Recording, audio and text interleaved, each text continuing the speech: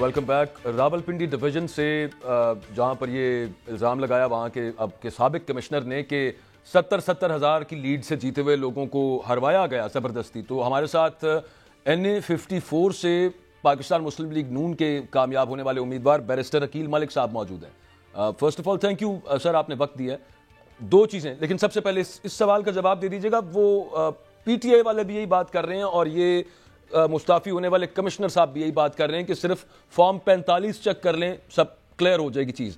आपके पास जो रिजल्ट्स जिनके मुताबिक आप जीते हुए करार पाए, आपके पास फॉर्म 45 मौजूद हैं तमाम सर? जी बिल्कुल, बिस्मिल्लाहिर्रहमानिर्रहीम।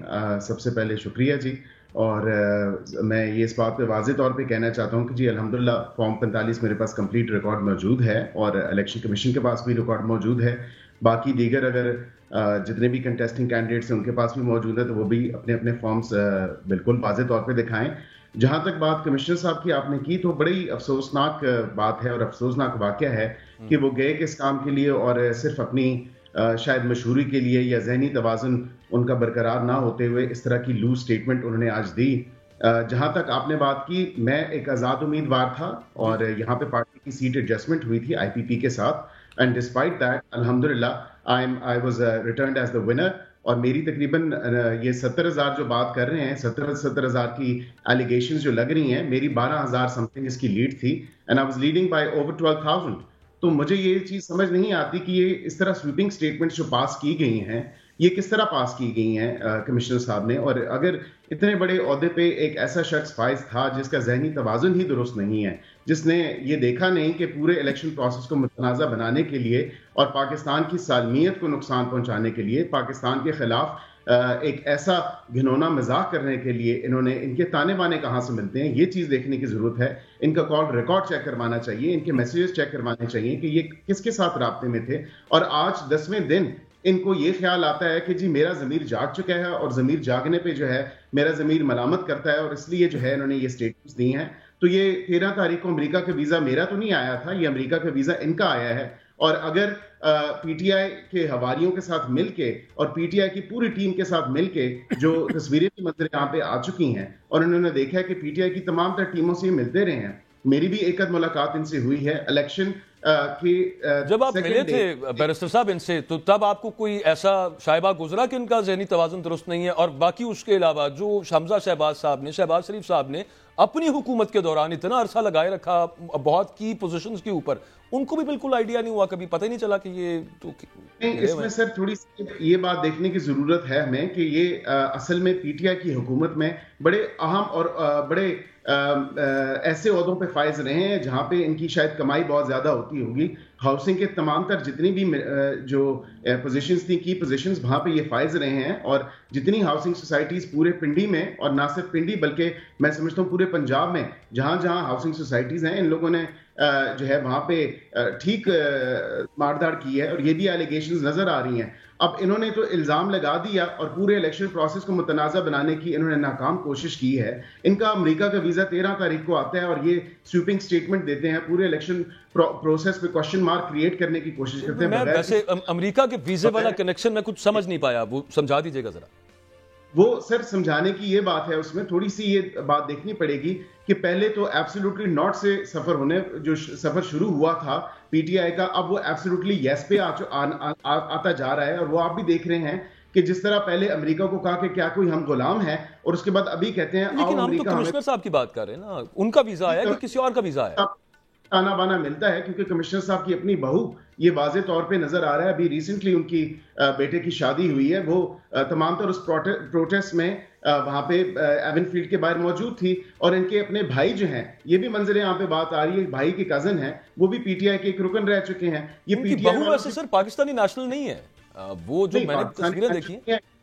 ये तो और अलार्मिंग बात है कि अभी रिसेंटली शादी हुई है, उस टाइम पूरे इलेक्शन प्रोसेस में अगर इन्होंने कोई क्वेश्चन नहीं उठाया, किसी को सवाल नहीं किया, किसी पे इल्जाम नहीं लगाया, और आज इलेक्शन होने के रिजल्ट्स बनने के बाद, कल नोटिफिकेशंस होने के बाद पूरे पिंडी डिवीजन के, आज जो है ये उठा के अब एक स्वीपिंग स्टेटमेंट पास करते हैं और ऐसी स्टेटमेंट पास करते हैं जिसमें पाकिस्तान को नाकाबिले तलाफी नुकसान हो रहा है। और इल्जामात भी लगाए, चीफ इलेक्शन कमिश्नर पे इल्जाम लगा दिया और चीफ जस्टिस ऑफ पाकिस्तान पे इल्जाम लगाया, और चीफ जस्टिस साहब तौर पे ये कहा نہیں اس کی تو تحقیقات ہونی چاہیے نا ساتھ پھر بیرسٹر صاحب. صرف ایک فائنل ایک چیز, فارم 45 آپ کا اور مختلف آپ کے جو پولنگ سٹیشنز کے جو فارم 45 ہیں وہ فارم 47 کے ساتھ ان کے جو نمبرز ہیں وہ اسیمیلیٹ ہوتے ہیں, وہ ملتے ہیں, وہ ٹیلی کرتے ہیں آپ کے پاس؟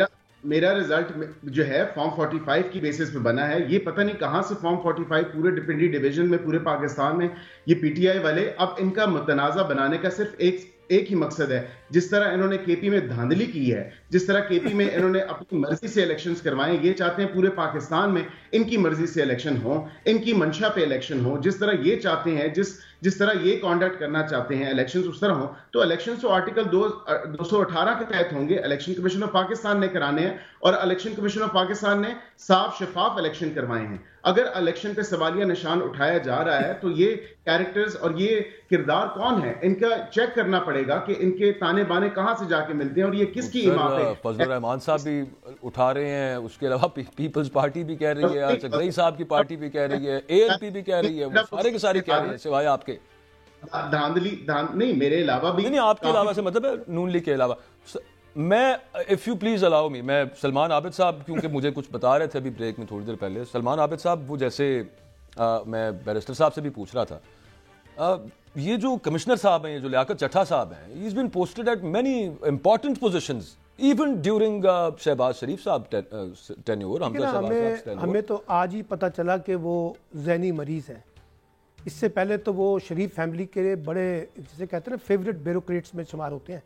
اور بیرسٹر عقیل ملک صاحب کے لیے اگر آپ چاہیں تو شہباز شریف صاحب کے اور مریم نواز صاحبہ کے ٹویٹس بھی موجود ہیں جس میں وہ انہی چیف اپنا کمشنر راولپنڈی کی تعریف و توصیف بھی کرتے رہے. ایک بات, لیکن اب ہر پارٹی کا حق ہے, وہ یہ کہیں گے, وہ کہنا چاہیے. لیکن ابھی بیرسٹر صاحب نے کہا ہے کہ الیکشن کمیشن نے شفاف الیکشن کروائے ہیں. تو سوال یہ ہے کہ اسی الیکشن کمیشن نے کے پی کے اندر کیوں نہیں شفاف الیکشن کروائے جہاں آپ کی ریزرویشنز ہیں اور جہاں جے یو آئی کی ریزرویشنز ہیں. یہ صرف الیکشن کمیشن نے شفاف الیکشن کرانے کا ٹھیکہ پنجاب میں رکھا ہوا تھا یا کسی اور صوبے میں بھی تھا؟